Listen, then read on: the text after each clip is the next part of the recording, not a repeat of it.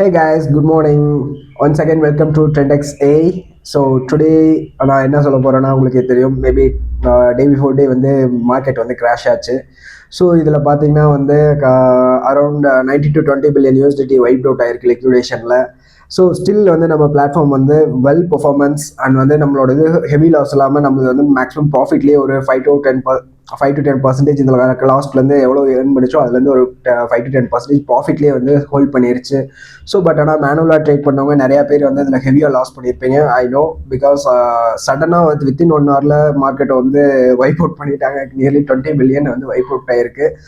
So இது எல்லாமே ஒரே ஒரு ரீசன்னால நம்ம ட்ரம்ப் வந்து அனௌன்ஸ் பண்ண ஒரே விஷயம் 100% டிராஃபிக்ஸ் அகேன்ஸ்ட் சைனா.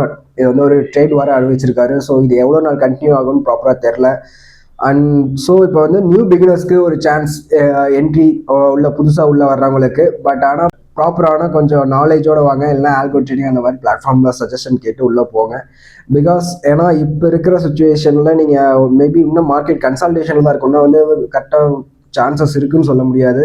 ஏன்னா மார்க்கெட் இன்னும் ஸ்டெபிளைஸ் ஆகிறதுக்கு 5 to 10% டவுன்வர்ட்ஸ் இறக்கி திரும்பி சான்சஸ் மேலே ஏற்றுறதுக்கு இருக்குது. பட் ஆனால் இப்போது இருக்க அனலைசிஸ் படி பார்த்தோம்னா மார்க்கெட் புல்லிஷ்கான சான்சஸ் தான் இருக்குது. ஸோ எல்லாத்துக்குமே ஒரு ஒரு 1 week கேப் விட்டு மார்க்கெட்டை நல்லா வாட்ச் பண்ணி அனலைஸ் பண்ணிவிட்டு அதுக்கப்புறம் திரும்பி ட்ரேட் எடுங்க. ஓகேவா?